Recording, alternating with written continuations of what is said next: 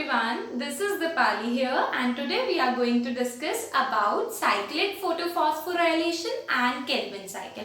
बेटा last video में हमने पढ़ा था कि हमने कुछ ATP बना लिए थे नॉन साइक्लिक फोटोफॉस्फोराइलेशन से। अब हमने कुछ और ATP बनाने हैं, तो वो ATP कैसे बनेंगे। So coming back to your reaction centre PS1 which is 700 nanometer, यानी जो 700 नैनोमीटर की लाइट को एब्जॉर्ब करता है, उस रिएक्शन सेंटर पे लाइट आकर क्या करेगी, लाइट आकर स्ट्राइक करेगी। ठीक है बेटा, बताया था कहाँ पर होता है, लास्ट वीडियो नहीं देखी है तो उसे चेकआउट कर लो। अब यहाँ पर बेटा इस क्वांटोसोम ने सनलाइट को क्या किया, ट्रैप कर लिया। क्या क्या सनलाइट को ट्रैप कर लिया। अब भाई जैसे ही उसको सनलाइट मिली, उससे तो आगे अपना प्रोसेस करना है ना, फटाफट से एनर्जी बनानी है। किसको देना है, प्राइमरी इलेक्ट्रॉन एक्सेप्टर को। मिल गया भाई, प्राइमरी इलेक्ट्रॉन एक्सेप्टर को क्या मिल गए, 2 इलेक्ट्रॉन। अब ये 2 इलेक्ट्रॉन आगे किसके पास जाएंगे, ये 2 इलेक्ट्रॉन जाएंगे फेरेडॉक्सिन के पास। अब जब 2 इलेक्ट्रॉन फेरेडॉक्सिन के पास जा रहे हैं, उस टाइम पर एक एटीपी से एक एटीपी बन जाएगा, यानी एक एटीपी हमारे पास और नया आ गया। ठीक है, उसके बाद बेटा ये फेरेडॉक्सिन हमें अगेन दोबारा किसको दे देगा, प्लास्टोक्विनोन को। ठीक है, प्लास्टोक्विनोन को 2 इलेक्ट्रॉन दिए, प्लास्टोक्विनोन ने साइटोक्रोम को दिए और साइटोक्रोम ने प्लास्टोसाइनिन को दिए। 2 इलेक्ट्रॉन जैसे इसकी चेन चलती रही, और जब यहाँ पे साइटोक्रोम को मिला तो साइटोक्रोम ने बेटा एक एटीपी से एक एटीपी बना दिया। यानी अभी कितने एटीपी बने, एक यहाँ बन गया, एक यहाँ बन गया। टोटल एटीपी कितने बन गए, 2। लास्ट में कितने बने थे, 4। कैसे, एक NADPH2 बना था और एक क्या बना था, ATP। तो कितने हो गए, 4, और यहाँ कितने हो गए, 2। तो टोटल एटीपी कितने बने, 6।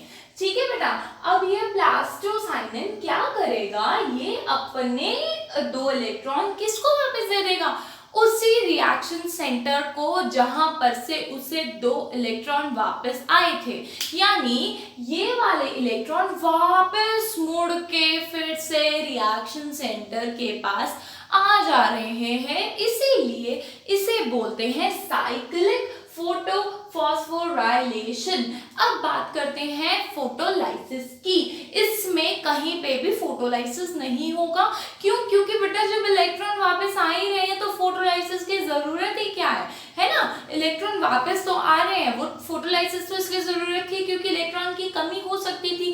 ठीक है, इसीलिए क्या हो रहा था, फोटोलाइसिस हो रहा था, पानी टूट रहा था। पर इस केस में पानी नहीं टूटेगा। तो अभी तक हमने 6 एटीपी बना लिए, याद रखना। अब इन एटीपी को किसके लिए यूज करेंगे, शुगर बनाने के लिए। प्लांट को क्या चाहिए, शुगर चाहिए भाई। अब शुगर बनाने जा रहे हैं हम। शुगर बनाने के लिए जो रिएक्शन होती है, that is called your dark reaction. उसको लाइट की जरूरत हो भी सकती है, नहीं भी हो सकती, जरूरी नहीं है लाइट होगी ही। That's why it is called light independent reaction, dark reaction और कैल्विन साइकिल। मेल्विन केल्विन ने कैल्विन साइकिल को बनाया था। ठीक है, उसने तो बना दिया, बट आपको लर्न करना मुश्किल हो गया। ठीक है बेटा, तो अब हम केल्विन साइकिल पढ़ेंगे। और केल्विन साइकिल में क्या होता है, केल्विन साइकिल में आप शुगर बना रहे हैं। एटीपी बहुत मिल गया भाई, हमें बस और नहीं एटीपी चाहिए, हमें बस अब शुगर बनानी है। ठीक है, तो बेटा शुगर, और ये भी कहाँ होगा, ये वाला प्रोसेस भी आपका आउटर मेम्ब्रेन ऑफ थाइलेकॉइड में ही होगा। वो वाला कहाँ हुआ था, नॉन साइक्लिक वाला, वो भी आउटर मेम्ब्रेन ऑफ थाइलेकॉइड में ही हुआ था। ठीक है, ये इंपॉर्टेंट है। उसके बाद बात करते हैं ये एटीपी का यूज। अभी देखते हैं कैसे यूज होगा शुगर बनाने में। बेटा सबसे पहले बात, आपके पास 5 मॉलिक्यूल्स है, किसके, कार्बन के। कार्बन 5 मॉलिक्यूल्स, कार्बन का एक कंपाउंड है जिसका नाम है राइबोलोज 1,5 बाइफॉस्फेट। ठीक है, राइबोलोज 1,5 बाइफॉस्फेट 5 कार्बन का कंपाउंड है। ध्यान से सुनना है, बहुत इंपॉर्टेंट चीजें हैं। ठीक है, अब क्या हुआ, इसने कार्बन के साथ कंबाइन किया 5 राइबोलोज 1,5 बाइफॉस्फेट। ठीक है, 5 कार्बन, एक कार्बन, ये कितने हो गए, 6 कार्बन। तो 6 कार्बन से एक आपका कंपाउंड बनेगा, दैट इज योर 3-फॉस्फोग्लिसरेट। अब सबसे पहली बात सुनो बेटा, ग्लिसरल्डिहाइड कितने आपके कितने कार्बन होते हैं, 3। हमारे पास कितने बने हैं, 6। 6 इसके 2 मॉलिक्यूल करो, कितने हो जाएंगे, 3 और 3, है ना। तो हम दो मॉलिक्यूल्स किसके बना लेंगे, 3-फॉस्फोग्लिसरेट। और ये किसकी प्रेजेंस में बनेंगे, ये बनेंगे रुबिस्को एंजाइम की प्रेजेंस में। So this process in which there is an addition of carbon dioxide, and carbon dioxide आएगी कहाँ से, एटमॉस्फेयर से। वो एटमॉस्फेयर से जब राइबोलोज 1,5-फॉस्फेट से कंबाइन करेगी in the presence of Rubisco, तो आपका बनेगा 3-फॉस्फोग्लिसरेट के 2 मॉलिक्यूल्स। कितने, 2 molecules, and this process is called carboxylation. क्या बोलते हैं इसे, कार्बोक्सिलेशन। अब क्या होगा बेटा, अब पहले हम क्या कर रहे थे, एटीपी बना रहे थे। अब क्या होगा बेटा, 1,3-बाइफॉस्फोग्लिसरेट बनने के लिए ना 2 एटीपी टूटेंगे, तो एटीपी का ब्रेक डाउन होगा, भाई एनर्जी लेंगे तभी आगे शुगर बनेगा। ठीक है, तो 2 एटीपी 2 एडीपी में कन्वर्ट हो गए, यानी 2 फॉस्फेट हमने निकाल दिए। अब देखो यहाँ पर कितने, 3 फॉस्फेट थे। 3 फॉस्फेट का मतलब ध्यान से सुनो, 3 फॉस्फो ग्रुप थे, यानी मल्टीप्लाई बाय 2, यानी आपके पास 6 फॉस्फो हो गए, फॉस्फेट ग्रुप हो गए। यहाँ पर देखो बेटा 1, 3, यानी कितने रह गए, 2 रह गए, है ना। और 2 मल्टीप्लाई 2 इक्वल्स टू 4, यानी अब आपके पास 4 फॉस्फो ग्रुप रह गए। पहले यहाँ पे 3 थे, अब यहाँ पे 4 हो गए। ये 1, 3 का मतलब क्या है, फर्स्ट पोजीशन पे और थर्ड पोजीशन पे। ठीक है, फर्स्ट और थर्ड पोजीशन पर क्या है, फॉस्फो ग्रुप लगा हुआ है। और वो जो फॉस्फो ग्रुप है अगर फर्स्ट पोजीशन पे और थर्ड पोजीशन पे लगेगा 2 मॉलिक्यूल से, तो कितने हो गए, 4 हो गए। पहले कितने थे, 6 थे, तभी हमारे 2 एटीपी 2 एडीपी में कन्वर्ट हो गए। ठीक है, इतना क्लियर हुआ। अब उसके बाद बेटा क्या होगा, आपको याद है हमने लाइट रिएक्शन में NADPH2 बनाया था, यानी 3 मॉलिक्यूल्स ऑफ एटीपी, वो लाइट रिएक्शन का बनाया हुआ NADPH2 यहाँ पे काम आएगा, रिडक्शन में रिड्यूसिंग एजेंट की तरह काम करेगा। और वो क्या करेगा ना बेटा, वो बनाएगा फॉस्फोग्लिसरल्डिहाइड, यानी 2 हाइड्रोजन इसे बनाने में ऐड कर देगा। तो वो वाले NADPH2 लाइट रिएक्शन में बनाए थे, कहाँ पे ऐड हुए, यहाँ पर। कहाँ पर, डार्क रिएक्शन पर। कहाँ पर, कैल्विन साइकिल में। ठीक है, अब क्या हुआ, फॉस्फोग्लिसरल्डिहाइड जब बन गया बेटा, तो फॉस्फोग्लिसरल्डिहाइड का हाफ पार्ट मतलब अगर 2 मॉलिक्यूल्स बने तो एक मॉलिक्यूल तो बन जाएगा फिर शुगर बनाने के काम में, और एक मॉलिक्यूल क्या कर जाएगा, रीजनरेट कर जाएगा, टूट जाएगा। क्यों, क्योंकि टूटने के बाद वो फिर से राइबोलोज 1,5-बाइफॉस्फेट बना दे। ठीक है, तो हमें क्या चाहिए था, शुगर।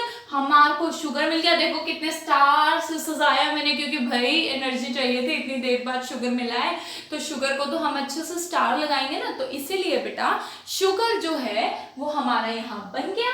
ठीक है, और आधे जो आपके फॉस्फोग्लिसरल्डिहाइड थे वो रीजनरेट कर गए, एंड वो क्या बना देंगे, राइबोलोज 1,5-बाइफॉस्फेट। अब एक बात और आती है बेटा, ये प्लांट्स में एक ग्लूकोज बनाने के लिए, यानी ये एक मॉलिक्यूल ऑफ शुगर बनाने के लिए 6 कैल्विन साइकिल करने पड़ते हैं। ठीक है, 6 कैल्विन साइकिल करोगे तो एक ग्लूकोज मिलेगा, यानी एक उनका फूड मिलेगा, एक मॉलिक्यूल फूड मिलेगा। ठीक है बेटा, so this is all about cyclic photophosphorylation and Calvin cycle.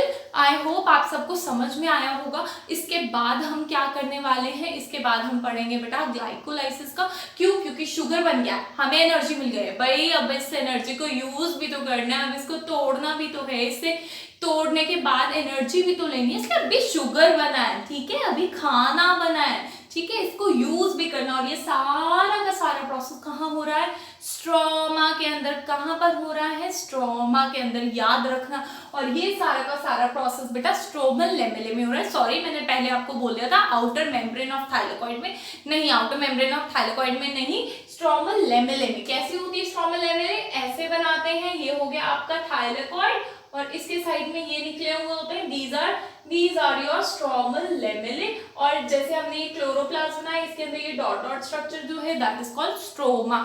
Stroma में क्या होगा, डार्क साइकिल। स्ट्रोमल लेमेले में क्या होगा, साइक्लिक फोटोफॉस्फोराइलेशन।